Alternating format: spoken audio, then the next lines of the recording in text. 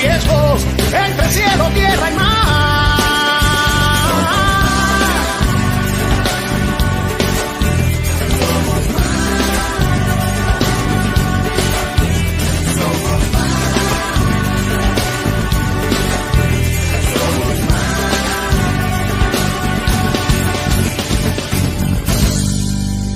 ¿Dónde está Cuba? ¡Ahí! Hey, welcome family. We're gonna have the second debate tonight about reasons why you don't have to travel to Cuba. But first, a little bit videos about this hashtag.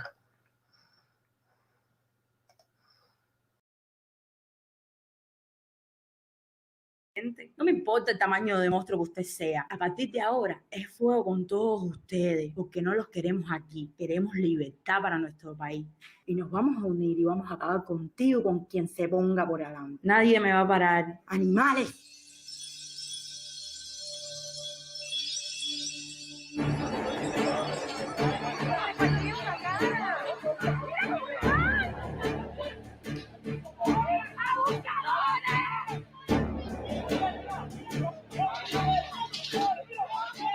Esto se tiene que acabar.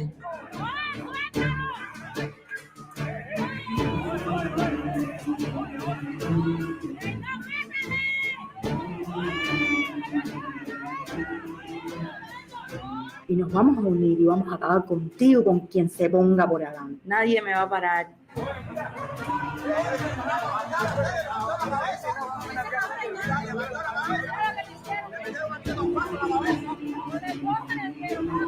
Me duele en el alma ver a todos los niños como sufren. Esto se tiene que acabar. Nadie me va a parar.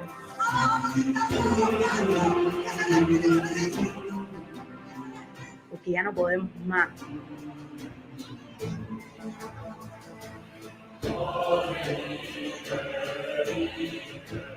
Y nos vamos a unir y vamos a acabar contigo, con quien se ponga por adelante. Nadie me va a parar.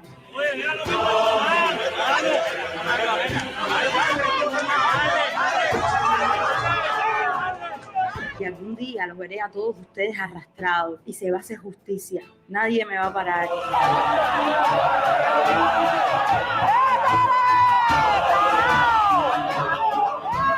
A partir de ahora es fuego con todos ustedes, porque no los queremos aquí. Queremos libertad para nuestro país. Nadie me va a parar. Animales, porque no los queremos aquí. Queremos libertad para nuestro país. Esto se tiene que acabar.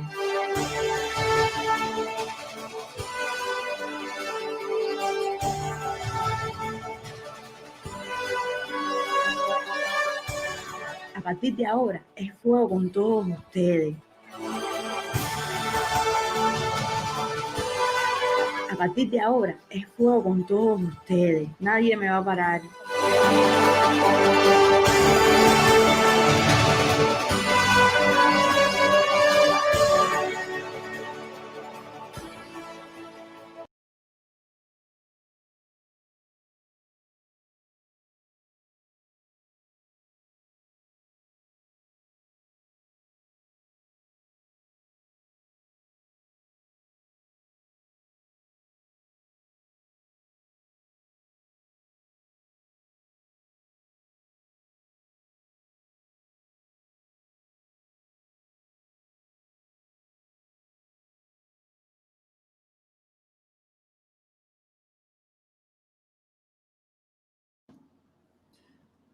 Hello. Today I'm gonna do something that I should have done a long time ago. But right now I think it's a special time in history. The dictatorship, the tyrannical dictatorship in Cuba is on its knees. And the only thing supporting it is our hard-earned US dollars. And so, with great relish, I take my passport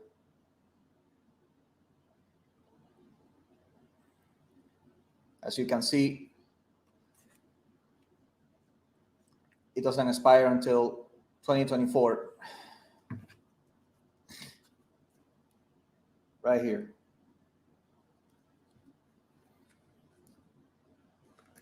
This is me, by the way. And this is what I'm gonna do.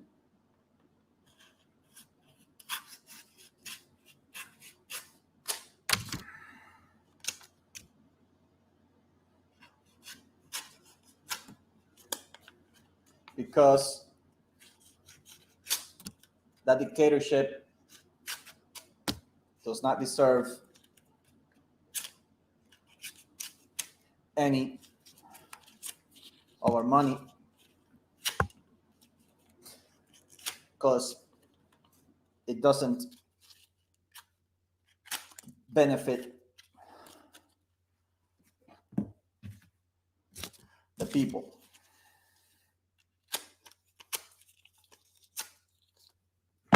At all. Right now they're asking for dollars.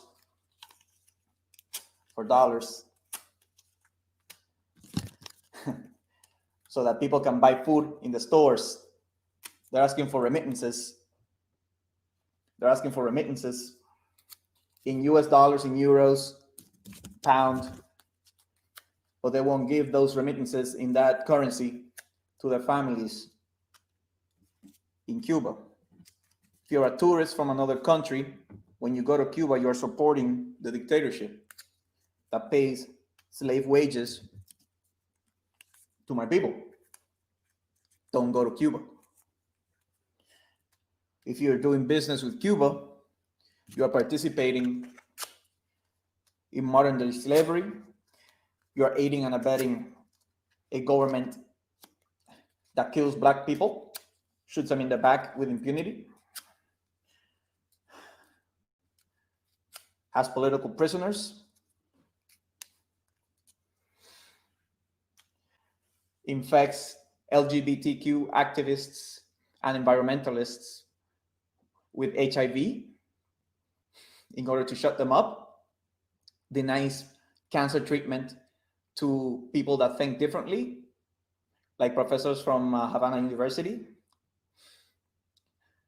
When you go to Cuba, when you support that government, that economy, with your money, you are an accomplice to human rights violations. You are an accomplice to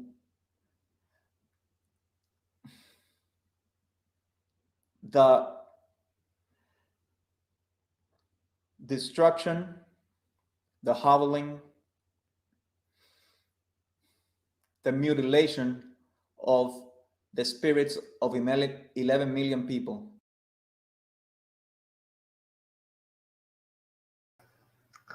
So, hi, family. It's a pleasure to me to present to everybody tonight our coordinator in Las Carolinas and our coordinator in Atlanta and Georgia, Riquet Caballero and Iskra. Welcome. Hi. Hi, Lázaro. Hi, Iskra. I thought we were already live. I was like, wait, what's going on? He's already live. And I thought I was going to be live too. What's happening? He's all by himself. Oh, okay. Yeah, So sorry, boys. I have nothing to do here. I'm going out. The platform is yours. Thanks. Bye-bye. You guys need to warn me the next time. I'm going, okay, I don't know what's happening. Do I have to leave? You need to read the private messages at this side or something like that. No, next time. Bye. Sorry, I am technology challenged sometimes, but I try. Great presentation, Riquet, and I think you prove a point. At some point in our lives, we have to come to the conclusion of saying, what really matters, do we really want to have to just think about us? Because yes, we can go to Cuba, on a penny, maybe. Obviously it's not a penny, but it's some people can go. Canadians travel to Cuba very cheaply compared to other people. Obviously, Cubans can't, but from other countries, they're traveling to Cuba is inexpensive compared to going elsewhere. But we have to think, what about the people in that country?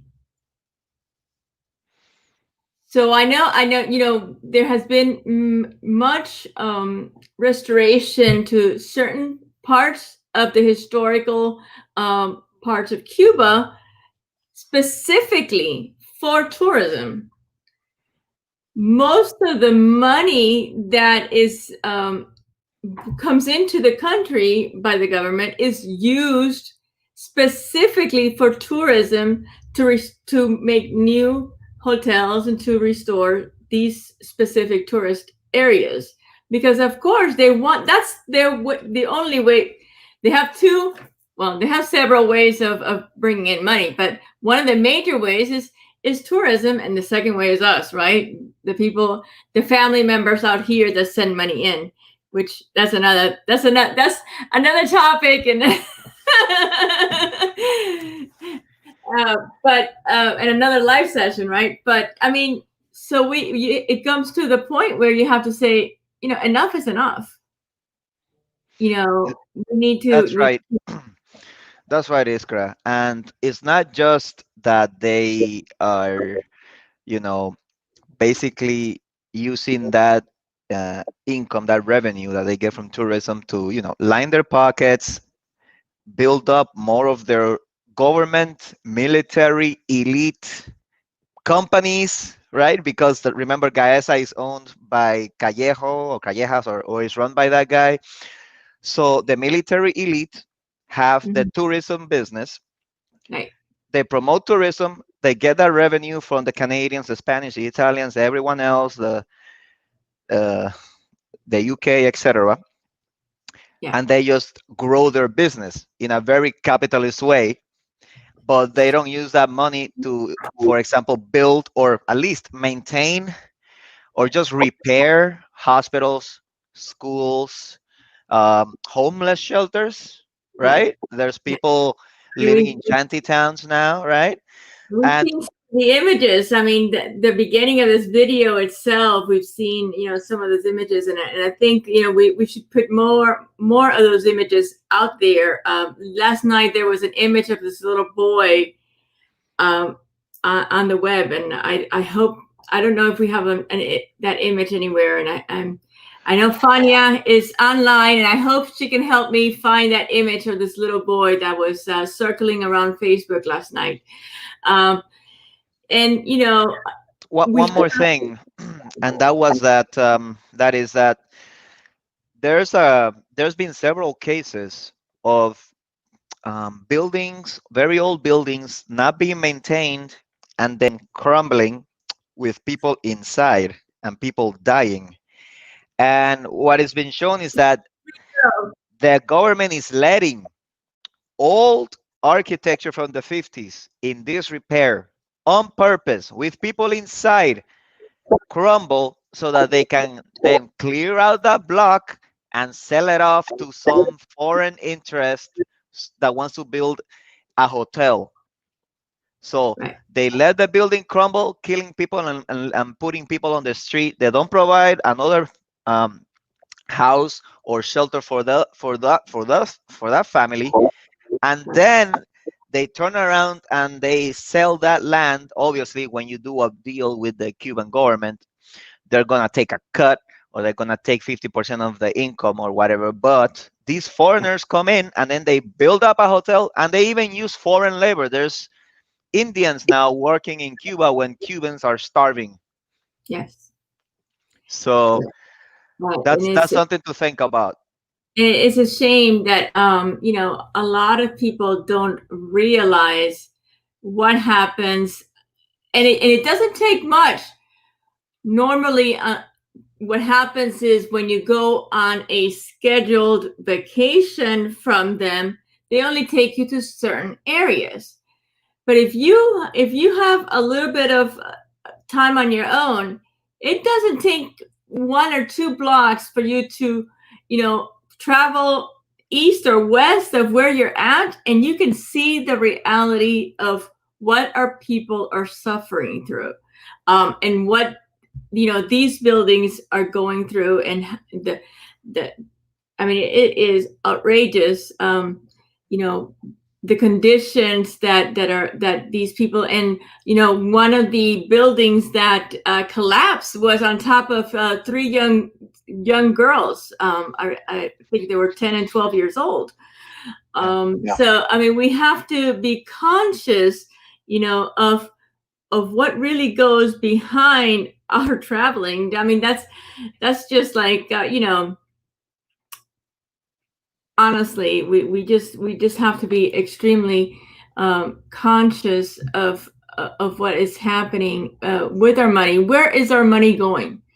Exactly. And additionally to that, a lot of this money is used to continue to spread communism all over Latin America. And of course, and we continue to see this spread because it's a cancer that continues to spread throughout the world. And there's also the other side of the coin, right?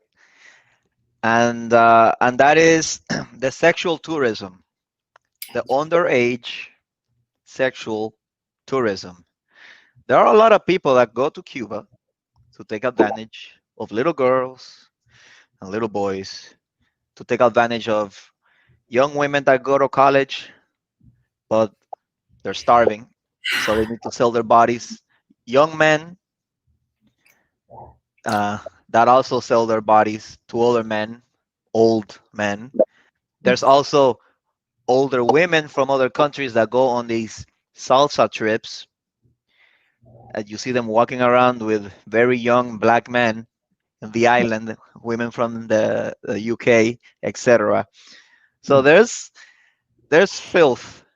There's a lot of very strange things going on. It's the stories I've heard.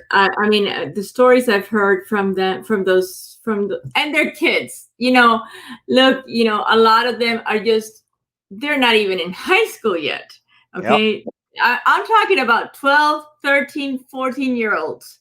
Okay. Whoa. These are children. These are girls that are just getting, and a lot of them will do anything, just not even for money sometimes, just a perfume, just have them take me to a hotel. A new pair of underpants, underwear. I've seen that. I heard that. Food for the day because they don't have food. And, that's how bad things are right now. And that's where we stand. And so this is our reality. And as much as we pride ourselves in, and I've always prided myself in looking at the good of our people and looking at the good of the beautiful things in our country, we also have to come forward with everything that's happening behind the scenes and everything that happens, especially when people travel and what happens there. We also have to, now that you bring up, these, the children and, the sex, a lot of the governments, when they do treaty with each other, they use these girls, as a way of, paying these men from embassies and from other countries, and the stories I've heard, it's just, I want people to realize, I want people to see. I want people to know that, and I wish we had more testimonies of, and I want people to come in here. I want real Cubans to come in, and of course we're Cubans, but we've been out for a long time, and so we came when we were young. We've gone back and we've seen their stories. We've seen what it looks like, but it's not the same as testimonies of real people that are going through it right now or that have gone through it not that long ago. And for people to tell us what that looks like, for people to tell us, tell us their story, that would be ideal. If anyone out there would like to give us your testimony, because there's nothing, like telling the truth. The truth will set you free, right? And anything that you can give today, for the sake of others tomorrow. Because what we're doing here tonight is basically telling the world that there are human rights being broken, that there are children starving, that there are women being beaten, there are women being traded, and men being traded for sex. And we need to take all of this into account when we go and pay for that ticket to Cuba. Exactly. There's also, I wanted to mention that in the tourism industry, it is very uncommon to see Black people working in hotels or in areas where you can make a lot of money. That's right. The communism makes everyone equal up to a certain point. They give the best jobs to lighter skinned people, right? That's right. Obviously, we understand that, maybe in the service industry, you don't want ugly people. However, there are beautiful Black people as well. Absolutely, they're beautiful Black people. You're one Right? of Oh, them. thank you. Thank you. You're so handsome. Please, please. But the next, I bring this up because I had a friend from Virginia, and he's about the same shade as I am, right? And he went to Cuba with his other American friends, and they were white people. And the police kept stopping him, one time in Havana, one time in Varadero, because they thought that he was Cuban and that he was harassing the tourists. And that goes to show you that there is institutional racism in Cuba. That is actual institutional racism. Yeah, so The worst part also, of course, is that these cops are Black, because what the government has done is that they have taken cops or people from the east side of the island, which is has a very large, Black population because it's closer to Africa, right? The east side. And he's brought those Black men to the west side to police communities that are different, alien from them.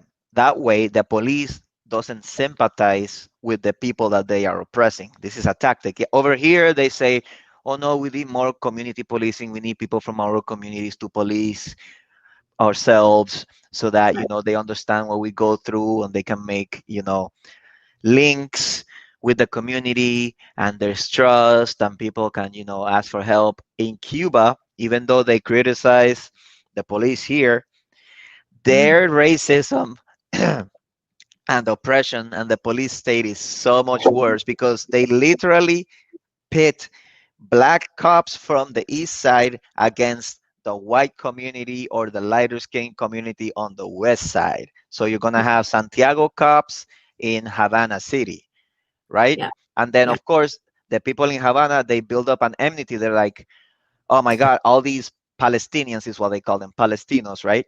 Because they come from the Orient, the East. That's the thing. Right. And what you do there is that there is a distrust between the police and the community that they oppress. I won't say police because they don't do policing, they oppress. Right. And that is by design. And corruption. All right. Yeah. Of course, But so those are the legal Easterners in Havana, because There are in many Cuba, illegals, so many illegals. That's inside the same country, you can be an illegal immigrant. That's right. Now explain to us, because a lot of the people here don't understand how can you be illegal in your own country?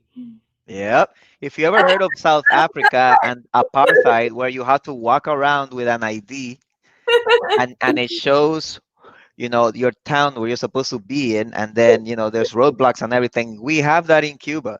You cannot just pick up and move to Havana and that, hey, you know what? Now I live in Washington, D.C. Now I live in Georgia, in Florida. No, No, that's you're not allowed. you can't work, you can't get a job, you can't legally. So it's basically you're like an illegal immigrant here in the That's States. right. Yeah. You're not allowed to get a job. You're not allowed to get housing. None of that. Correct? So what do you have? We have a lot of country or people from outside Havana, people from the East that go to Havana to work illegally, to prostitute themselves, Right. to become pimps as well, Yeah. to join gangs, to sell drugs. I mean, everything that you do in Cuba is pretty much tainted by illegality, just by nature of you trying to survive. But on top of that, Right. you're now an illegal alien in your own country. In the capital of your own country, you're an illegal alien. Go And figure. of course, we're talking about Havana because it is the major city. It's the capital, and just like in every in every city and in every country, where the biggest city is the most corrupt, and it's where the biggest population is, and this is where a lot of the tourism happens, and this is where the biggest corruption is. And so, a lot of the prostitution goes. This is where the drugs are. Right. This is where the gangs most are. Outer cities, you can see less of this. We're not saying it doesn't happen, but of course, this is where the majority of this happens. And so, safety. A lot of people feel safe. Think that Havana is safe. And to a certain extent, it is, because there's no guns per se like in the U.S. But let me tell you, I have seen some very nasty fights with knives and machetes. And so, if you get caught in the wrong place at the wrong time, I have not seen safe. And the police are not there for your safety. They're actually there just to protect the government, not the people. That's right. There was also that case. Well, I mean, there's a video of someone getting stabbed in the middle of Havana. Somebody chasing them, calling for help, and then the guy got to them and stabbed them to death. There's also the incident with that gang that basically terrorized a park and just hacked people apart. Also in a suburb of Havana. It happens all the time. People get stabbed all the time. What about those? That girl that just got raped by 5 men. She was 15, and she was talking to a guy online. The guy was 20. She went over to his house. They had sex, and then he invited his friends into the room, and they gang raped her. And now, and nothing has happened. That's the other part. That's right. The police have done nothing. Yeah, they're looking for them. This has not made any headlines. This has not made any. I don't understand. There's no news on this. The world doesn't know about this. Where's where's the human rights to this child? This is a 15-year-old child That's right. that got raped by several men Yeah. on several occasions. Yeah, and the mother also said that she has some kind of STI now as well. There was the other case of the two girls that were raped or by the police, and then they threw out the case initially, right? When the mother went to complain, they turned her away, and then because of us on social media made such a big deal of it, then they finally went after the officers. But they say over here, oh, the police, there, there's a, what was it, like a blue wall of silence or something, or they look out for each other, they don't take care of the bad apples. The whole barrel in Cuba is rotten, let me tell you. There's only far and few between good people. I mean, the system just grinds you down. If you're a police officer, you're also starving. So in order for you to have a little bit more, you just have to become the worst oppressor. You have to confiscate food from people selling like oranges on the corner, right? So Over here. survival, right? I mean, Yeah. basically everybody is starving. And so this is a system of survival, and it's the needy for the needy, and you just, it's whoever gets the most this is how it is. It's the survival skills, and we're all unfortunately we're animals, and and it's a shame what's happening, and so we need to get the word out there, guys. This Yeah. cannot continue. We cannot continue to face the other way and turn our Quick, back. quick shout out to James. Hey, James, how's it going, brother? I wanted to also say that it is very annoying, you American or you non-Cuban person, when you say that you want to visit Cuba before it changes. Yes. We're not monkeys in a zoo. We're people. Okay. So to you, it might be quaint to see, an engineer r- driving a busy taxi, a bicycle taxi, a rickshaw or whatever, to make a living, to put food on the table for his family. To you, it may seem, oh my God, look at that. That is so weird. It's like Alice in Wonderland. But to us, those are our family, those are our friends, and that's reality, right? People's whole entire lives. This thing has been going on since the 50s, right? Like, so there are people have been born into this, like my parents have, 61 years. and Yes. their whole lives have gone basically to waste. Okay, let's be honest. Like, whatever potential you think you have here, you see a little baby in the street over here, they could be the president of the United States, they could be an astronaut, they could be this. No, you're gonna be an engineer and you're gonna ride a busy taxi. That's how you make your money, from tourists riding on your busy taxi, and If you're lucky enough to have money for a busy taxi, Oh, that's right. No, you have to get the busy taxis because there's no like Walmart with like bicycles for you to buy, or like Home Depot to buy pieces to like put things together. No, you have to finagle your way, steal, have somebody living outside of the country to send you the a pieces. busy When taxi they is send it, minimum $5,000 for a right, busy you gotta get a license. I'm sure, like the government charges There you. is a license process, and they can take that away from you at any time because the Right. government doesn't want people to upscale their lives. And that's the other part, like the licenses for any type of business that you set up, they cost so much and the taxes are so high that you can never be prosperous in your business. You can just keep it afloat because the Right. government doesn't want you to actually be independent. Yeah. Right. And that's a whole other. That's also another live stream, but so many things that we can talk about, right? I that's mean, right. education. I mean, there's no such thing as free education, people. Let's Right. be real, okay? There is no such thing as free medicine, okay? Cuban medicine is not free. and it is, yes, you go to the doctor, but there's nothing there. You go to the hospitals, they're falling apart. Yep. There's no Filthy, medication. bug infested, There's rat no infested. resources. Hmm. There's nothing there.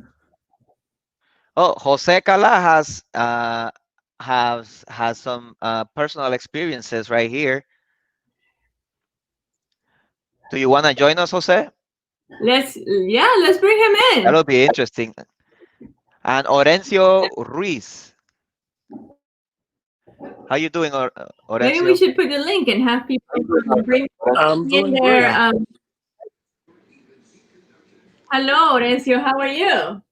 I'm doing great. Just new to these notifications, which is awesome. Well, we are too. Don't worry. You're in good company. Awesome. I like it. But we felt, Horacio, we felt it's time, especially, there's a lot of live now, of course, YouTubers in Spanish, talking about the Cuban, what's happening in Cuba. But we felt that we needed to communicate more to the Anglo community because a lot of people just don't understand our realities. And we feel it's time to really get the word out there to not just the Anglo community, but internationally. People need to understand the truth, the reality of what really goes on. This is awesome. That's good. It's good to send Thank out you. information to anyone that needs to know about our problems. I don't know if this is a good start to something. Where do you live? I live here in Miami. Oh, okay. So can you tell us of have you visited Cuba recently, or when was the last time you were there? Oh no, I was there about like 7 years ago. How was that? It was okay. Okay. I And went how to was your I'm experience? from a small town, farming town. So, I mean, the economics of it and the politics of it, it's not good. But there is a whole bunch of old people that are awesome. Guajiros in Cuba. Yes. No. I mean, I never felt better. I didn't go to like fancy places and stuff. I went back to my town, and I really admire those old people. They still have that sense of pride. I couldn't even pay for things. They were broke and they didn't have any money, but they would still want to pay for things instead of letting me pay for things, which usually that's not the case in Cuba. So I Right. actually felt there was still some group of people that's as an example for all of Right. us, That's it's very good, Orencio. Generation, and I agree with you. I found some of that myself the first time I went, and that is the older generation. And of course, when you're with family and close relatives, that happens a lot. Yes, But we're not bashing the Cuban people, right? We're no, no, bashing no, the no. system and the government. No, Just no, of so course, everybody no. knows. I understand. I just say and what that I and felt what- good. I felt good Yeah. within yeah, those older people. We had a great generation, which Yeah. is the generation that pushed us forward here, senators and big businesses and different things, and we should strive for that again as young That's right. people again, because I look up to that generation. I absolutely. remember. Have you guys ever seen that movie, Cuba and the Cameraman? Oh, it's Yes. great. Yes, Yeah. it's Absolutely. That That movie movie, broke man. my heart. I saw those old people. yes. Every time he would go back and he would see them just Going suffering so much. backwards and going backwards. Yes. Oh my Yeah. God, that was tough, man. Like Yeah, there's especially something there's at the end. we have to do another show on how farming works in Cuba Yeah. and how it's actually serfdom. So the best, for just so you know, so the best produce goes obviously to these hotels, Right. right? That's what you're eating, and the worst produce and the rotten things, literally, I mean, goes to the people. The people go to the government stores, and the fruits and the vegetables are dirty. They literally have dirt and they have bugs on them, and they're just out of date, as well.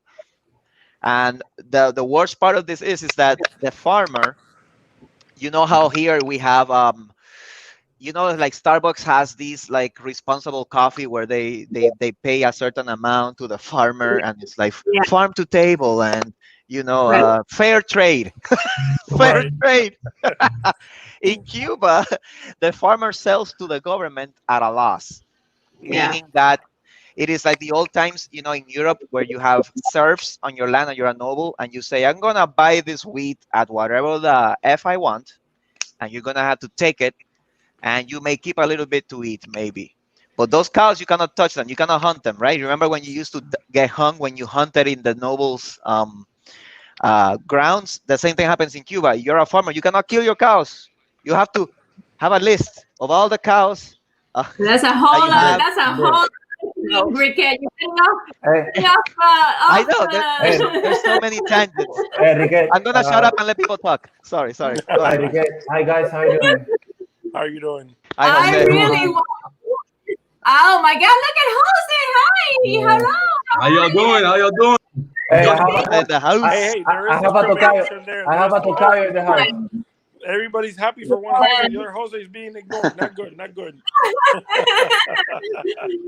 No, I just wanted to go through some points. My name is Jose. Hi. Hi, Iska. Hi, Rique. So nice to be with you guys. I'm sorry, my English is like I'm new in the States, so I have That's some perfect. issues with the language. So I hope you guys get me. Excellent. So I'm from Havana, Cuba. Actually, I got here 2 years, 2 years ago. And Wow. but I studied English before, so I was a tour guide in Cuba, and then I worked with German customers. And let me tell you, so I wanted to weigh into the traveling to Cuba, being a former tour guide.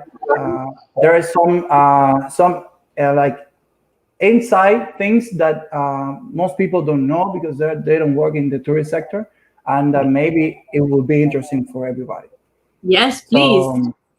I work for Gaesa. Gaesa. It's from the military conglomerate, like many of the tourist enterprises in Cuba. So I was a tour guide there, and I have a lot of good colleagues that work in the tourist, and they are being forced nowadays today to do like propaganda for the tourists, for the hotels from Gaviota, Guanacan. They are forced to do that, and although I'm against the communism 100%, I really don't want to. I don't like to go into their publications in Facebook to to trash about the dictatorship because that's their food and their family. So I don't go into that. Of course. But I work as a tour guide for almost 4 years. And here's something. I don't want to name the company because the company, they treat me well in a way. But this is how much they charge per person. I'm going to show you guys. So I'm going to cover the name. So this is how much they charge per person for a 15-day trip to Cuba. Okay? Okay. So this is how much they charge. I don't know if you can guys see it. Not really. Not there. Let me see. Oh, wait. So it's like, I don't know, like 2,070 euro per person. Okay. So they do that, and they pay. So they pay the tour guides in Cuba from the government companies. They pay like, I don't know, like $35, $36 a month. So, and each customer, each of those Germans or French or I mean, those are European companies. So each of them pay 2,017 euros for a 15-day trip. Right. That money goes straight to the military. Goes right straight there. So, and then you have to hustle for oh man, I lost it. Yeah, right here. That's it. Right here. You see right there? Yeah. 2,328 euros per person. So imagine the groups are from 15 people. Right. So you have 15 people paying $2,300 euros. That's like $250 every 15 days. And then you get paid only $35 a month. Here's the thing. You cannot ask for tips. If you ask for tips and one of those clients write an email, hey, my guy, he asked me for tips, then you can be fired from the company. Right. But you have to pay a tip for the employees that work in the office. Yeah. Wait, hold on. You who earns $36 a month, that takes care of 15 people that are paying in total $30,000 for 2 weeks. Yeah. You have to pay out of your pocket to the people that work with you in the office. So you have to pay out of your pocket, a standard tip per capita. You have like 20 clients in your tour. So they say, so the office say, so you have 20 people, so you have to pay $1 per person per day, or I don't know, 20 cents. What's like 20 cents per person per day? But it's the tourist that has to pay, not you, the tour guide. No. It's a tour guide. So this is how it works. So when you go on your trip, with your group, like 15 days all around Cuba. When you go back, so you have to pay a tip for the employees in the office.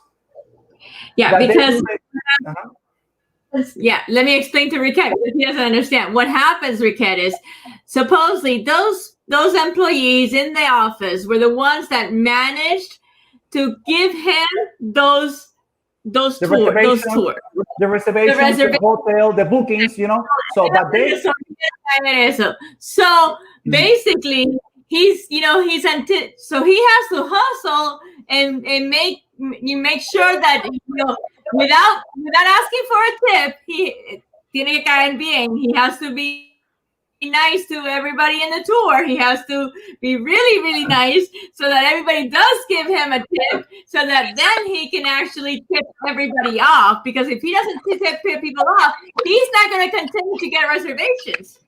Okay. But here's the thing. Here's a tricky thing. So you are supposed to get paid, by the Cuban company, which you are a worker. So they pay you a salary monthly. So, but you monthly have to give back the tips. So sometimes, you don't have to give back all the tips. So you keep most of the tips. That I have to be honest with that. But the company, the bosses, they force you to give tips to the employees below. So because the salary is so bad that their life depends on the tips the guides give. So once we had a big argument, all the guys, we were like, hey, we don't want to be forced to give more tips. But sometimes guys will give like 120, 80 something, $120 cooks, CUC dollars in tips in a month. And that was a lot. So the guys were, no, we don't want to do that. And, the employees, the guys that coordinate the bookings in the hotels and the restaurant, they got mad because it's their money. And I was like, hey, guys, we shouldn't fight between each other. We have to fight for better salaries. Hello, everybody. Hi there, man. So it was so sometimes when you got your salary, so you have to give. So you go there to get paid, and then you have to pay back. So this is full, people. This is full. That's awesome, Jose. Thanks. Let's the other Jose to talk a little bit also. How y'all doing? Hey guys, nice seeing you.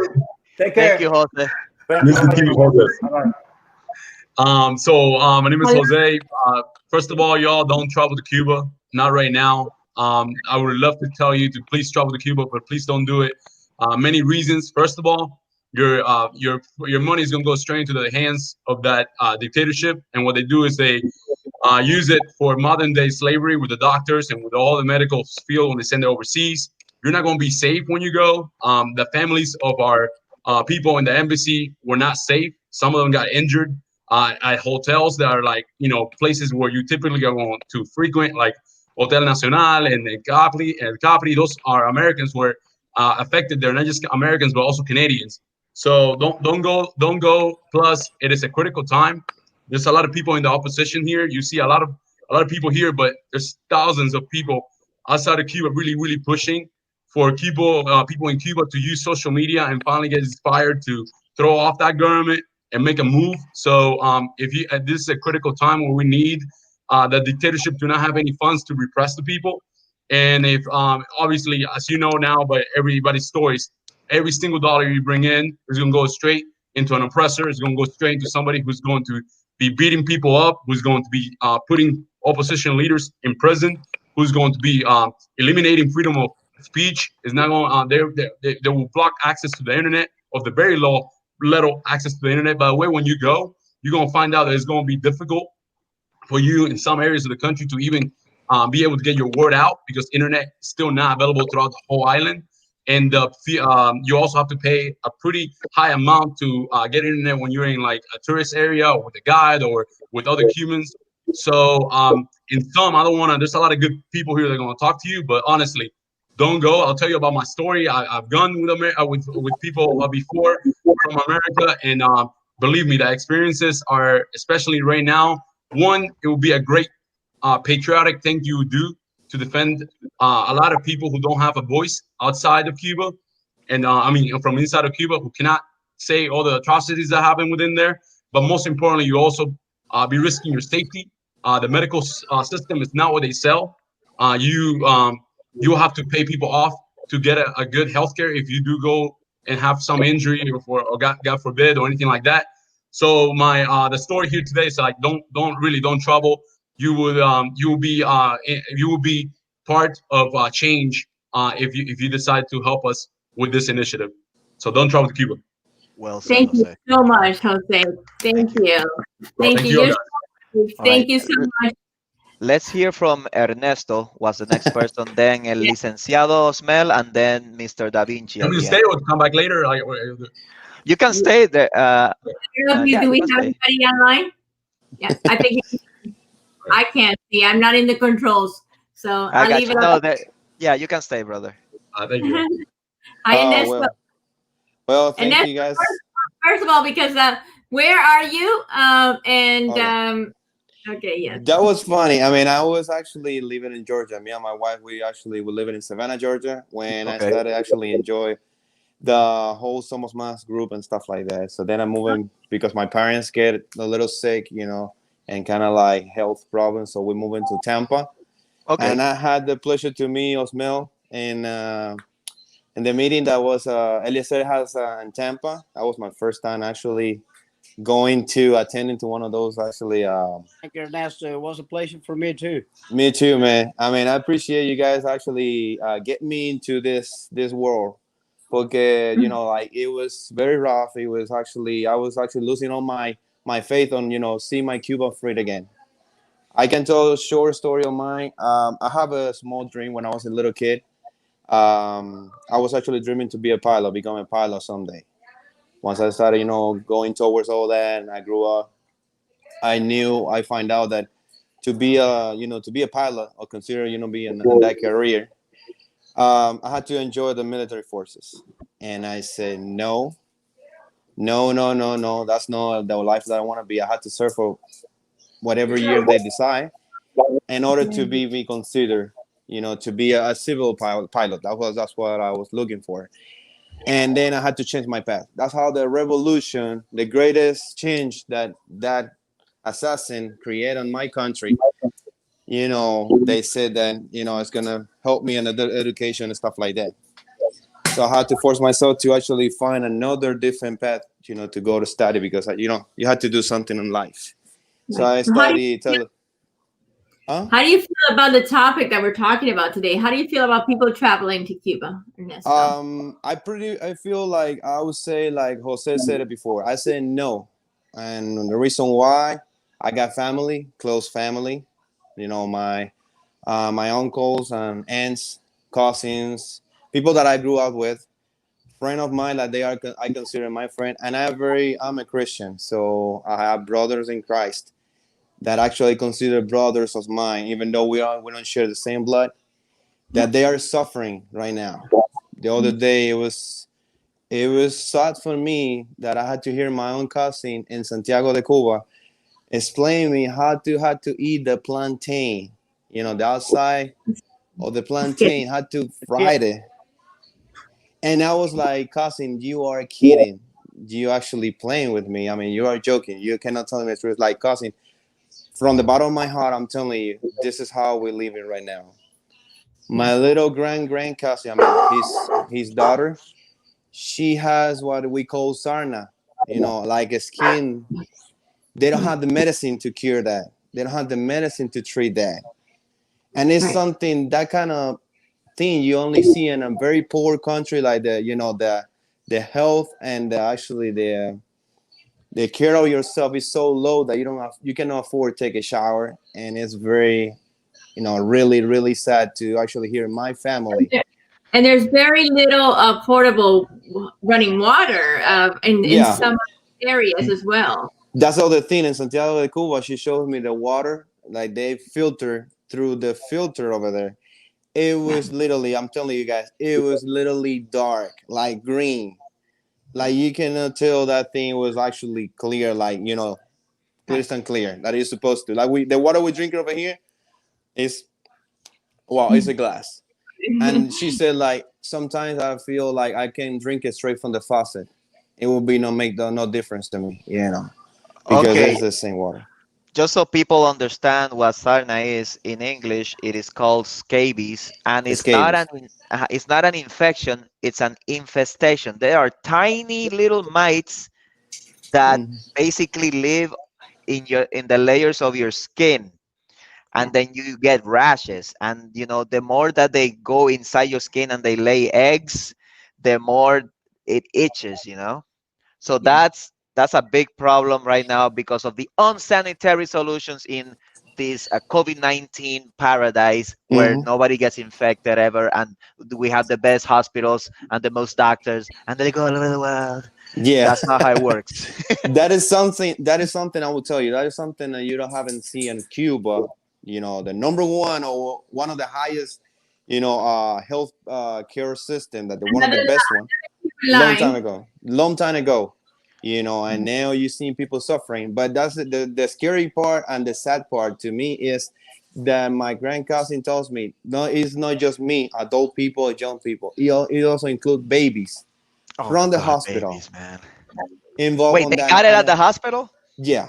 Oh, they were telling me that they contract that at the hospital, and they say it's an allergy.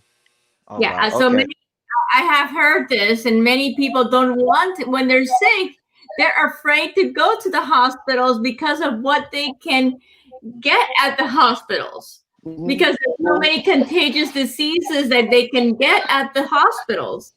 So it's worse to go to the hospital than it is to stay at home when you're sick sometimes. Right. Yeah. When people go to the hospital, they got to take their own blankets, their own pillow, their own sometimes even a bucket to clean the room. They got to take everything from their house to go to the hospital. Right. Yeah, I was watching Otaola show the other day. What you guys seeing and what the world is seeing is nothing sometimes compared to what the real thing is happening. It's worse. Pregnant women, they're sleeping on the floor literally. When you're supposed to have all kind of condition, all that insanity is crazy, and it's happening. And the sad part is that people still, some of them, still support that dictatorship, and that makes me angry. I don't think that Michael Moore heard you or talked to you when he made that movie Sicko, Ernesto. No, right man, now, definitely not. let's go ahead and give the mic to Licenciado Osmel Benitez. Hi. Thank you, Ernesto. Hello, Benitez. How are you? I'm doing great. Thank you. What part of the country are you in? I'm in Tampa. Okay. I live in Tampa. Yeah, I've been here in Tampa almost for 15 years now. A little over 14 years. So came from Cuba 2006. The situation in Cuba, we all know. No travel to Cuba. We know. Somebody was saying that he was a tour guide. I used to be a tour guide in Cuba. I did tour guiding back in 2002, 2001, I believe, because it was I was working for English speaking people in Italian and Italians too, and they stopped going to Cuba after 9/11. They stopped going to that area in Cuba. Let's be more specific. I used to work in Cayo Coco and Cayo Guillermo in Ciudad de Ávila. Well, the fact of the matter is that we all know the situation in Cuba, how bad it is when it comes to everything. All kind of services in Cuba, they really suck. It's all messed up. We all know that, and we have to let the people, the outside world, know the real Cuba, where people are not allowed to speak freely. You can't speak your mind.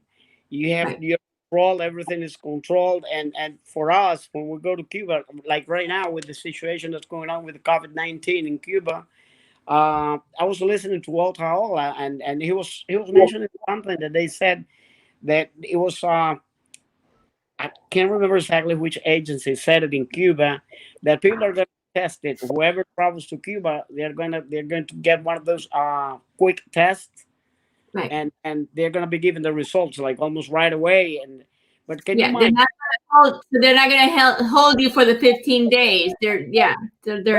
But you will probably, whoever goes there will probably test positive, because they want your money. That's what they want. So it's one of those places that are really have no conditions at all whatsoever. And on top of that, if we go there, we have to pay. So is it a good idea to go to a place where you will probably be tested and tested positive, and they will keep you there for as long as they want, and then you will be paying? And there will be the moment that you won't have money, and your family, if you have family or friends over here, we have to send you more money, because it's funny. So it's funny, in the way that I mean funny. It's not funny with them. If you're there, you get trapped by them, so you're gonna be paying the ones that have to read you. So they're gonna keep you there for as long as they want. Of course. It's very risky. It's very risky. And what people don't understand, when you travel to Cuba, once you're in their territory, you're in their territory. You have to abide by their laws. I don't care where you're coming from and what citizenship you have. Exactly. That's one of the reasons. That's in their territory. You have to abide by their laws, and they can do with you as they wish. They will. That's one of the main reasons why they forced us. They're forcing us to keep a Cuban passport. Right. Because like myself, I'm an American citizen. Hey, Riquet, this is for you, buddy. I'm a proud American citizen. There you go. Why do we have to use a Cuban passport? Because I travel to different countries, and all I need is my U.S. passport. That's it. So they keep us, or they force Cubans to keep that Cuban passport. One of the reasons is the money, of course. But for me, as I see it, is the main reason is they control you, because anything that happens there, they will tell you which passport did you use to come here. The Cuban passport. So you're Cuban. Don't come here. Don't come here saying you're American. No, you're Cuban. And even if you're from another country, listen. As long they tell you, and it's on their guidelines. It's on their if you once you're in their territory, you're within. You have to abide by their laws. And there are no rules in a dictatorship. Exactly. Exactly. So it's like Osmel was saying, you are a Cuban with no rights, but with obligations. So you had to do what they want. They want our money. They really don't want us. They don't like us at all. So exactly. I'm going to say something, and boom, my mind went blank. You can think about it in a little bit. Let's give the mic now. All right. Thank you, guys. Thank you. Hi, Da Vinci, do you want to say a few words? He's muted. Yeah, you need to click on the mic so you can. There you go. Oh, one there more you head. go. Hello, how are you? Where are you Yeah. from? I live in New England. Oh, wow. Awesome. Hey, thank you for joining us. Yes, sir. Well, How I do had you a feel couple about of things to say. Hello to everybody. Let me say a couple of things real quick. I'm anti-communist. I'm Cuban. Okay. You through five members of this um, meeting or the video conference can see that they got the opportunity to meet the Cuban missile. I born in September when the Cuban Missile Crisis happened in October in Cuba in 1962. Whoa. Oh, well. I left Cuba Wow. 35 years ago. I haven't go back. Mm-hmm. My mother's there. I haven't seen my mom since. My father is in the United States in 52 years ago. Right. And my recommendation for most American, because wherever I go and visit, I'm proud to be Cuban. I carry two flags, the American and the anti-communist. Also have the Cuban flag in my heart. But the main reason that I don't recommend to travel to Cuba is not for the insanitary conditions and the poor conditions, is for the obligation and the dignity Yes, sir. of humankind. We should not travel to Cuba because it's not only traveling, also send money as a family member is cooperating with a dictatorship, Right. which is oppresses the countries, no freedom of speech, no freedom of traveling, no freedom of private property, and so on, so on. Yeah, it is a beautiful country. Yeah.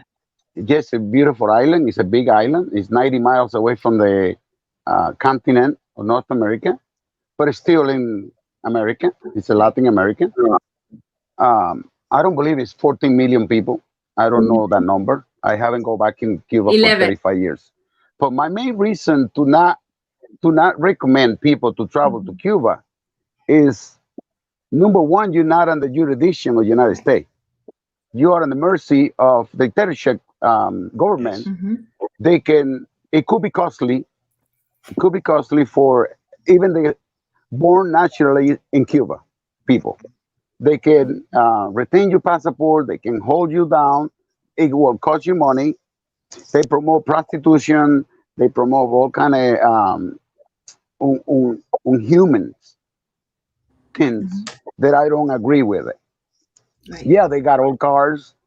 Um, Yeah. I really put myself in the hard situation being Cuban because a lot of Afro Americans or Puerto Ricans or another Mexicans or nationalities, the multicultural, because I live in the democratic state, Right.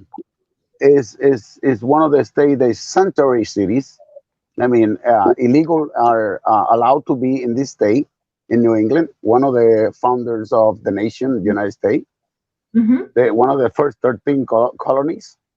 But Okay. the main reason that why we don't all travel together to Cuba to bring democracy, to bring freedom, to Yeah. bring progress, We wish. They won't to let help people, to help people, to Right. help people to reestablish a constitution and a Right.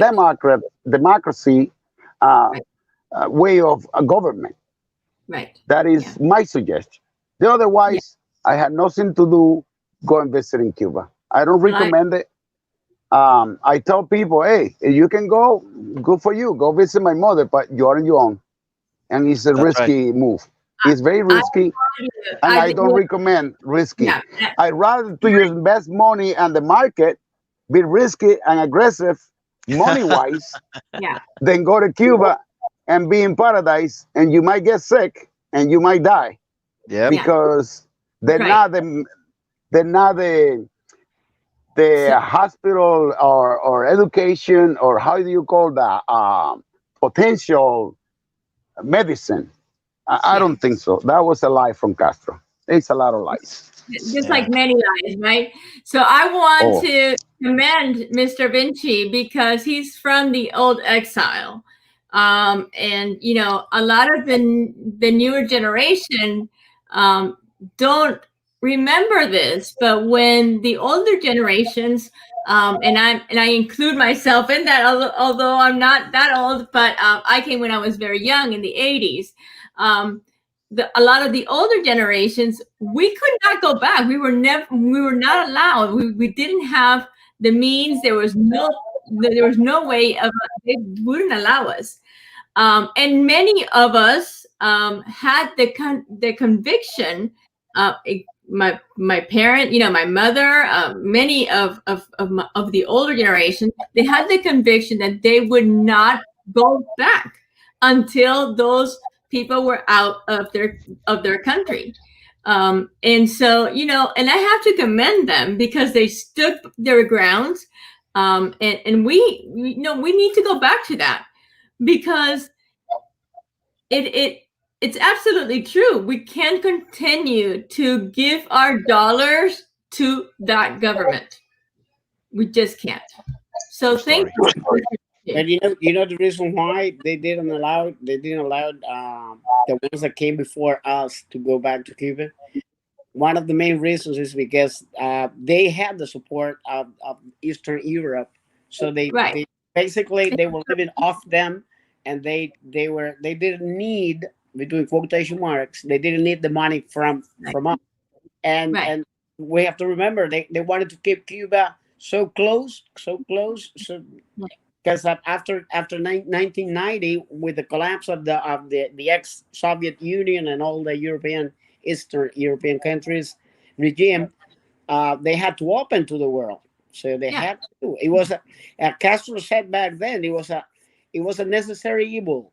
That's how he put it to the people. They said we're going to start welcoming tourists, but remember they are our enemies. Yeah. So, but we have to, like you said, it's if the ones that came before us did it, because they were forced to do that, they couldn't go back to the island. So many of them, once they opened up, they didn't go. You know, they didn't go, just like Mr. Vinci. I mean, I'm sure he had possibilities to go back if he wanted to, but he had the conviction.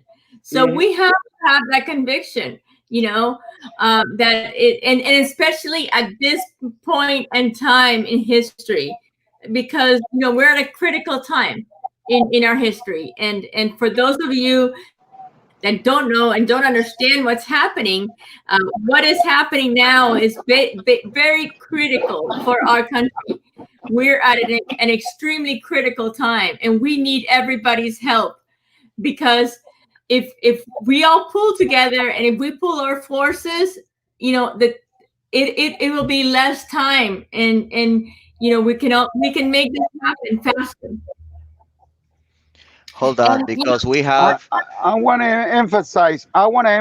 In something very important. Yes, Mr. Vinci. When Cuba government, which is wrong, it's not a government.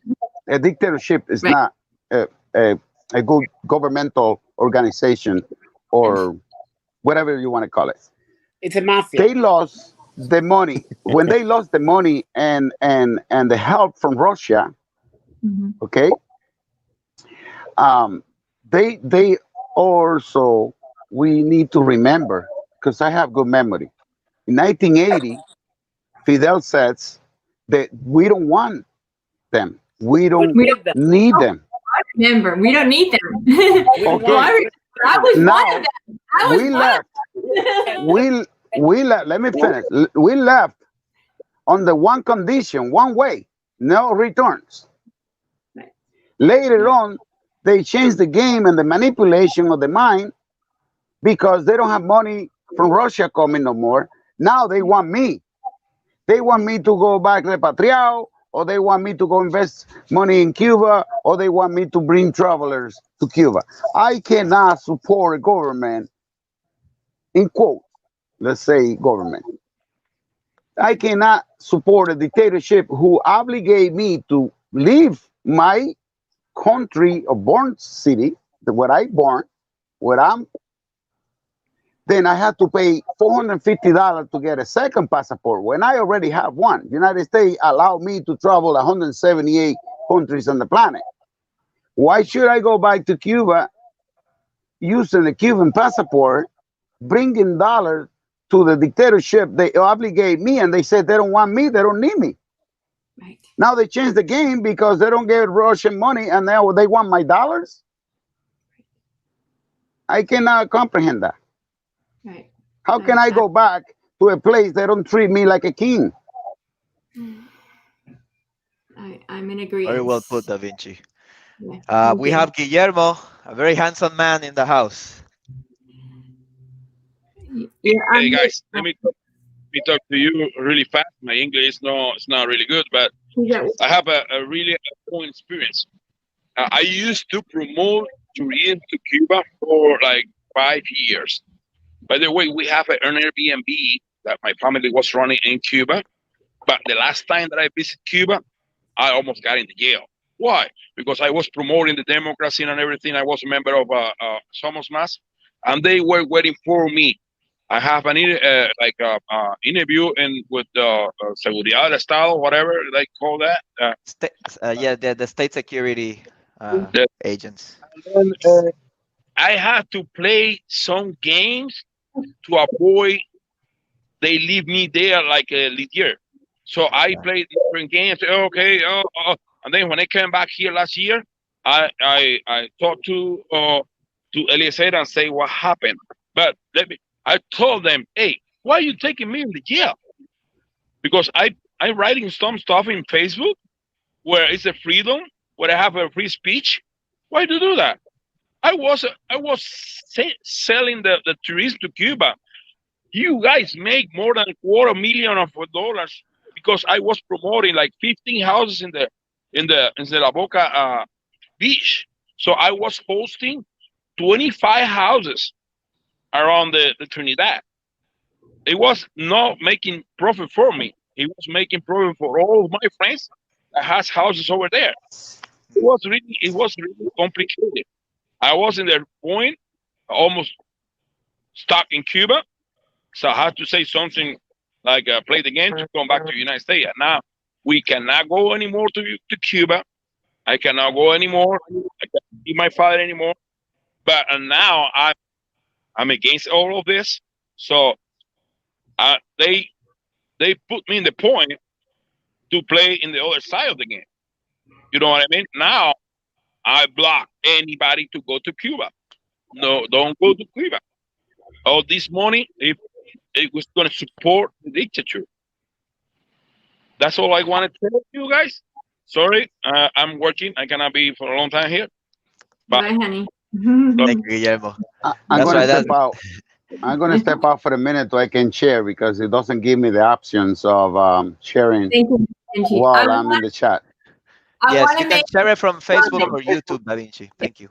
I want to make a will. quick comment. There were two comments on the chat that Anel Gaspa was talking about the communist propaganda, and you're right, Anel, we have to, they have made, the communists has made a very good propaganda with tourism.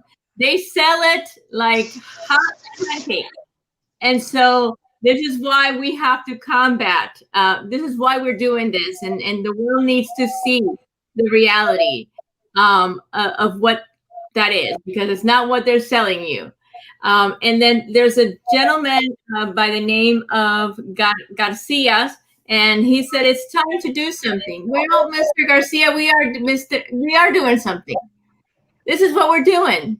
If you want to do something yourself, do it.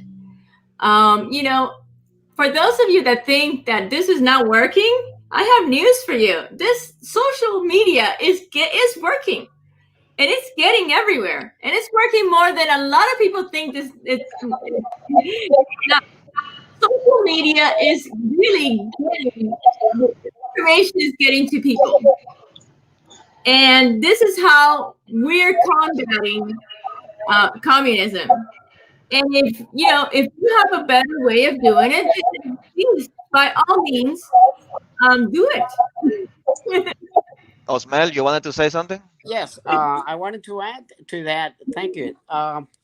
Social media does work. I was watching the other day on Netflix. I was watching a series. It was about this. Can't remember her name. It was a black woman. She was only 16 when she shot and killed a man. She was prostituting herself at age of 16. So she was taken to court. Tried as a child, as a juvenile, but then like a year later, she was tried. She was tried as an adult, so she was taken to prison. Well, to make a long story short, there was somebody knew about that and decided, in social media, sending messages and hashtags and things like that, and on Twitter. And the thing is, she was free from prison for all the pressure that people did in the case, because she was tried again and considered that she was a victim, not that she was really what's the word, un asesina, killer, or Right.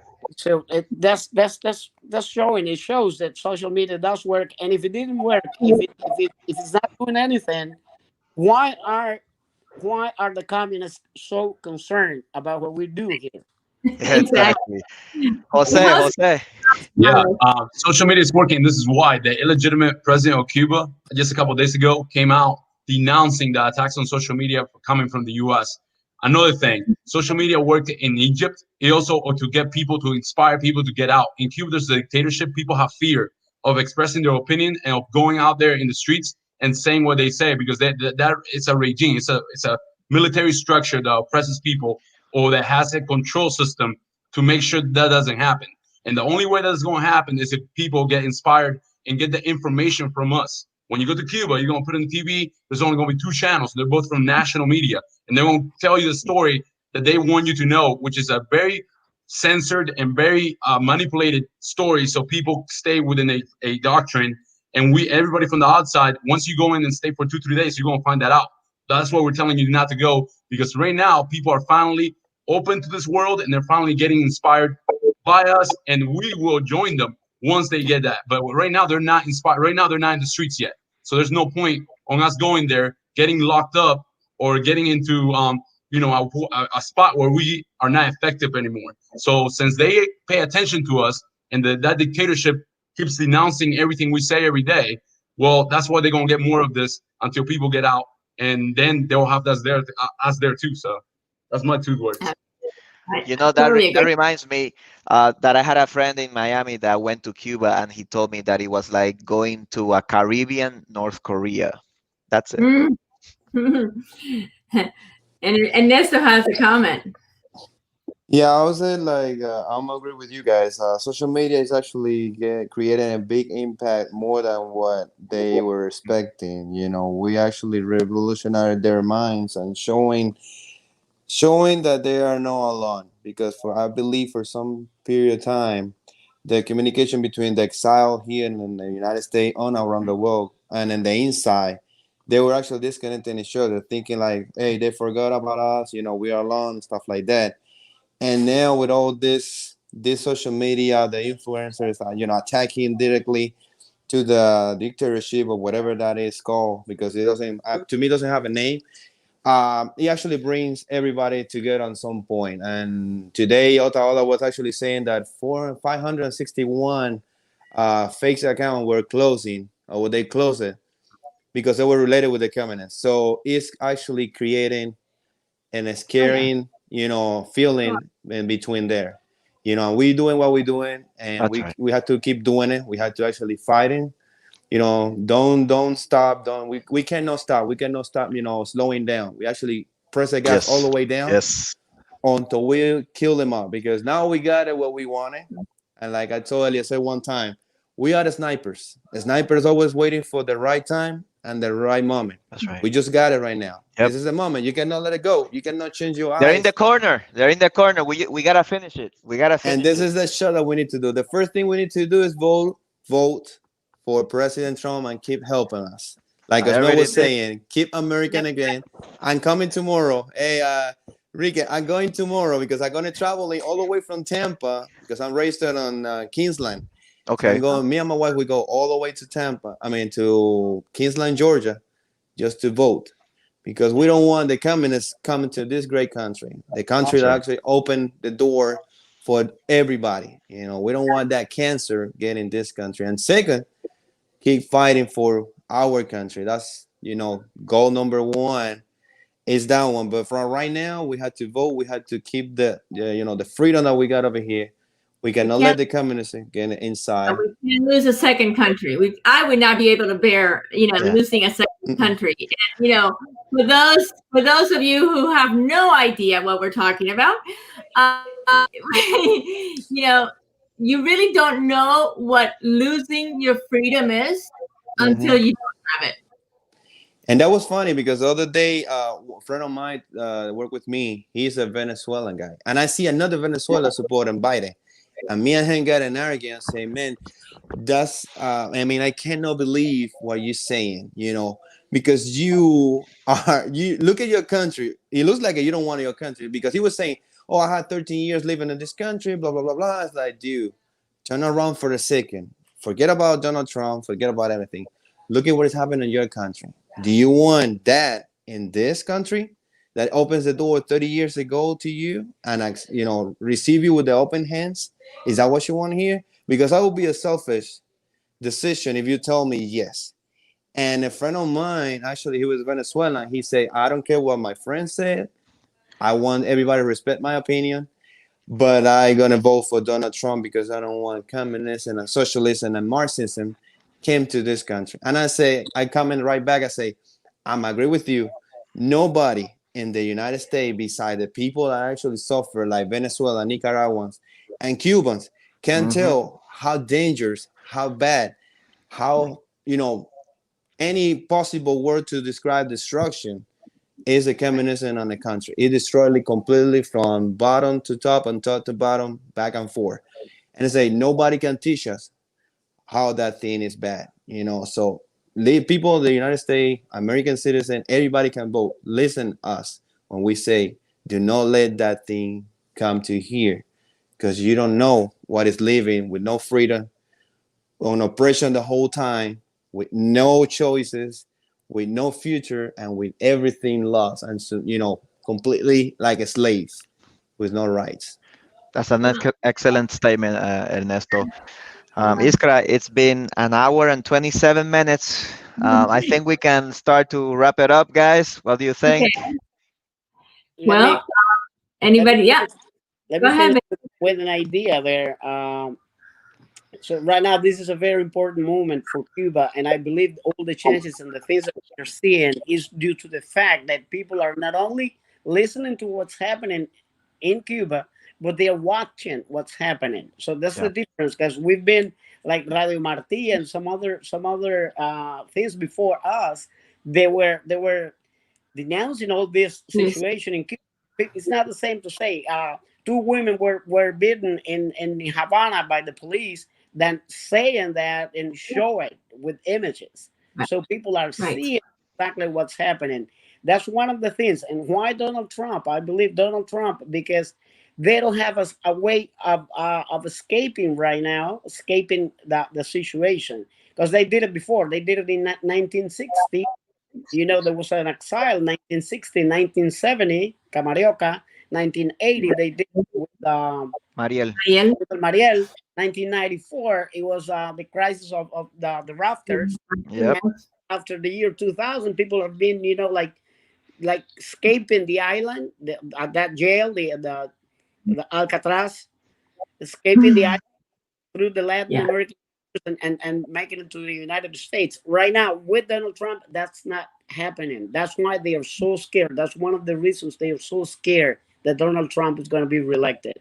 Like you said, vote. Trump is our only option to keep away from the U.S. and to put an end to that mafia that's been in Cuba for more than half a century. Thank you. Thank you. Ernesto. Yeah, I wanna actually wrap it up because I'm leaving. I got two beautiful dogs that they actually are right around, kind of like wants me. The people need to think about it very quickly and very carefully when they call Donald Trump dictator. A dictator. You guys need to understand what a dictator means in real mean, because Donald Trump not even close to what a dictator looks like. If they want to know what a dictator looks like, go to back 90 miles down south, and they can actually look at what the dictator looks like, how that evil person kept entire 60 something years a country suffering and actually making miserable their life every single day since they came to in power. So that's a real dictator. Every time that they call Donald Trump, say he's not a dictator even close. Go down south and you will see an example of what a dictator is and what he can do when he got power. So stop saying that because you guys doesn't know. All right, guys. Thank you very much. I'm Thank enjoy. you, I'm Ernesto. gonna try to Excellent. be here. More often. From you. Thank you. And Yes, this is a good sir. idea.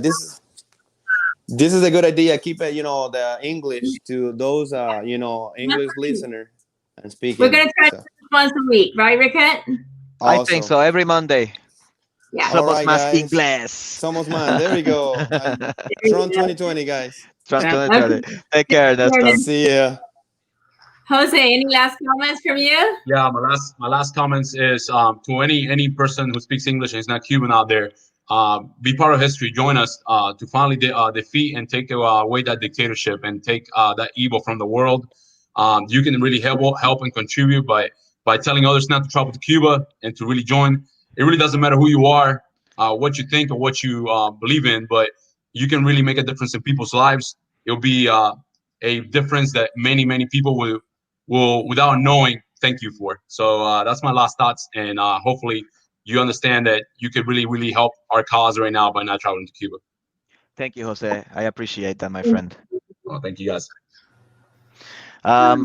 Before we go, I want to show you this comment. So this is the type of person that will go to Cuba, and be in solidarity with the communists over there, and then maybe they get a little drunk. They have a little too much rum. Too many mojitos, and then they maybe they find like a young girl that they like, and they sleep with her. And what he doesn't know is that the Cuban government is videotaping him having sex with a minor.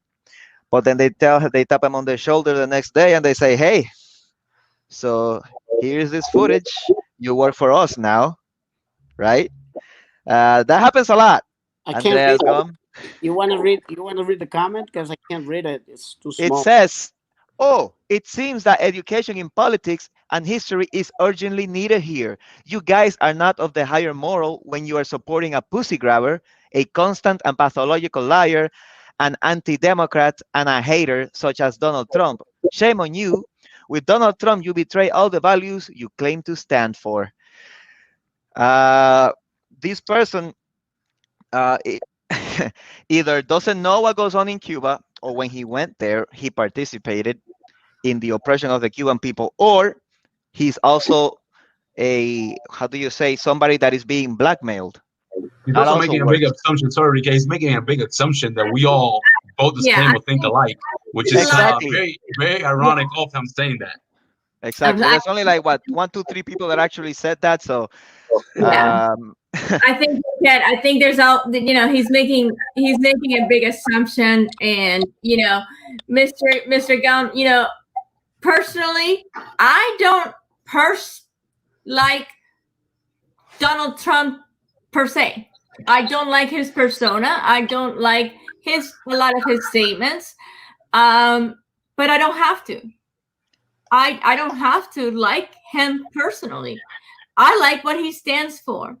I like the fact that he is going to stop socialism from coming into this country, my country, because I would not be able to stand losing a second country to socialism and Marxism. And I will tell you, Mr. Gum, you don't want to live what we Cubans have lived through. because if you think that what you have here in the United States today is bad, I don't see anyone in the States flying into any socialist country. Yet, every day, people are trying to leave Cuba and every other socialist country, and they will go to extremes to do so. They will put their lives at risk to do so. We're looking just for one thing, sir: freedom.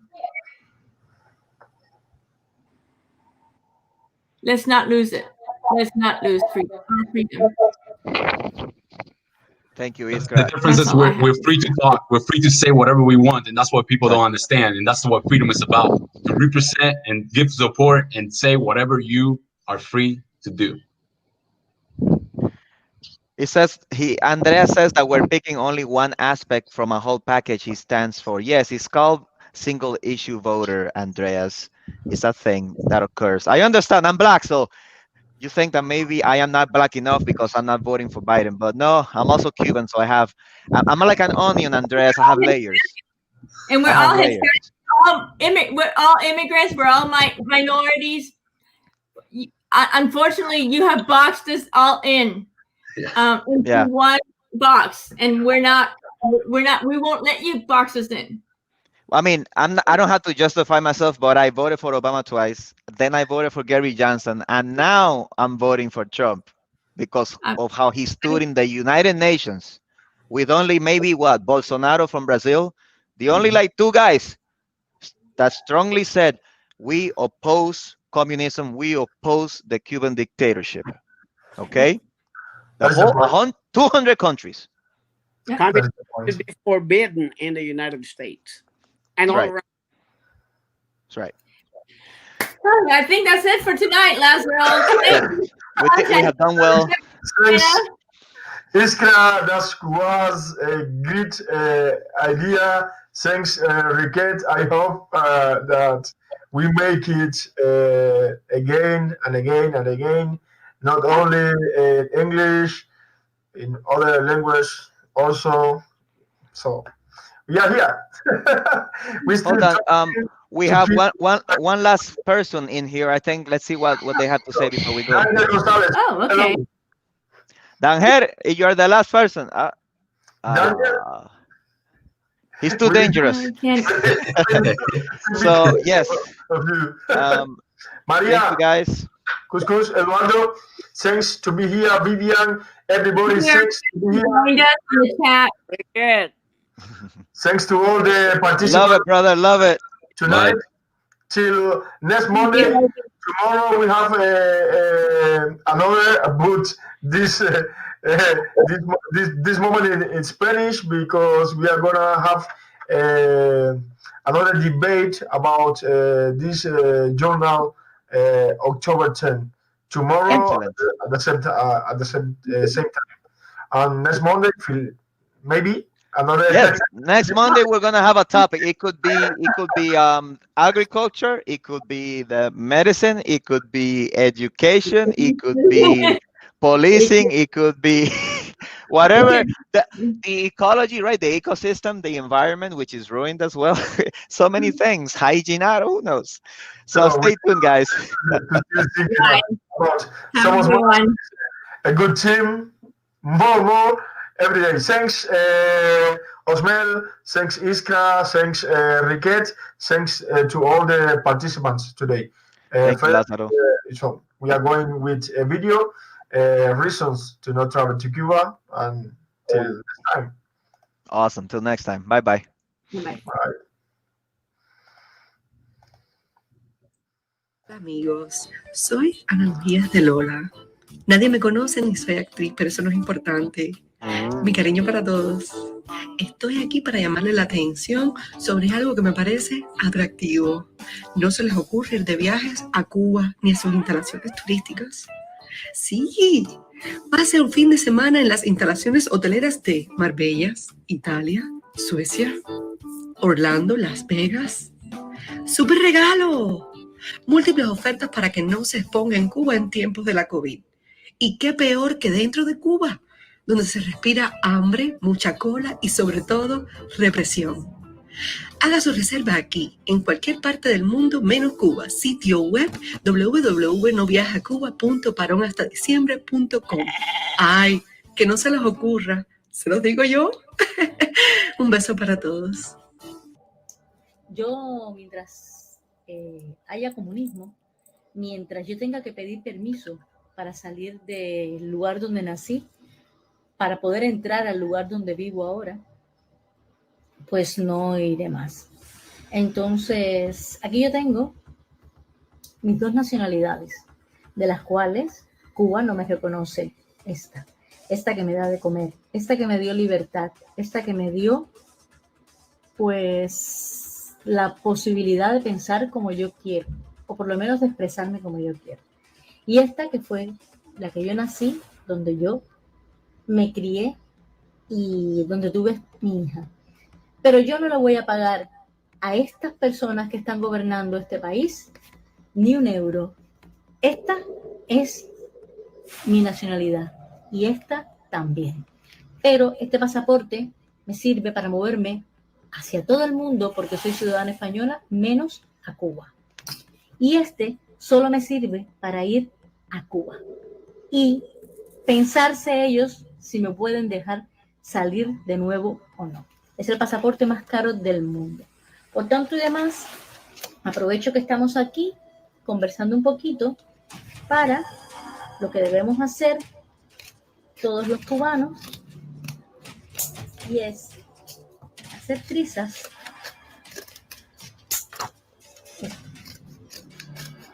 Esta es la que te va a pagar €1 para comprar en las tiendas, la que va a pagar unas recargas, la que te va a pagar un vuelo, la que te va a pagar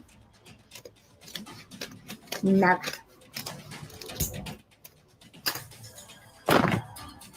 A tomar por culo. Mira, viene para acá.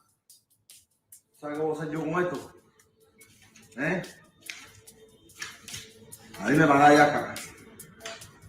Mira que lo voy a hacer yo con esto,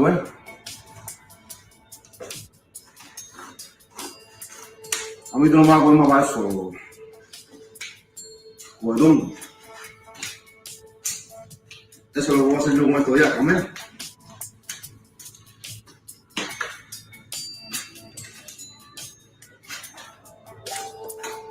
¿Sabes qué lo voy a hacer yo con esto?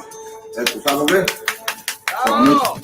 Ya sabemos lo que vas a hacer. Lo picoteó todo. Hizo picadillo de pasaporte. Mira este otro muchacho.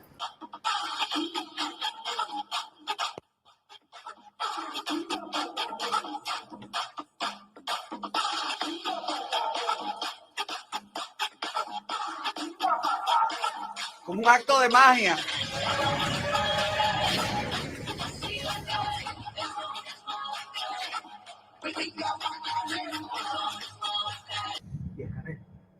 Tú eres un cingado, mi hermano. Esto es lo que hay que hacer con los cingados. Ustedes, aquí no hay $400 para nadie. Ustedes se van para el carajo, luego. Para el carajo. A ti que está de madre.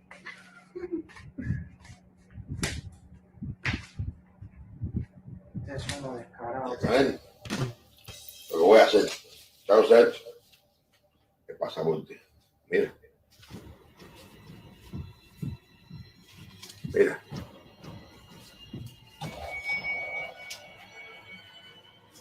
Año 98. Y una visa a Cuba. Y un papelito a Cuba. Esto es para que tú veas lo que voy a hacer yo.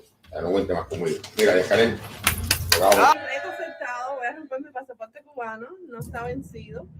Miren la fecha, está actualizado. Se vence en el 2023.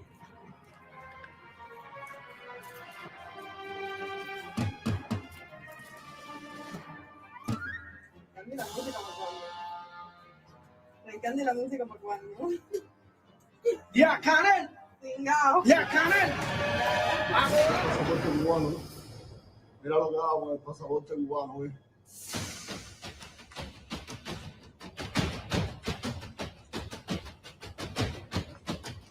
nunca he ido a Cuba. Y hasta que ustedes no se vayan de ahí el pueblo, no iré a Cuba.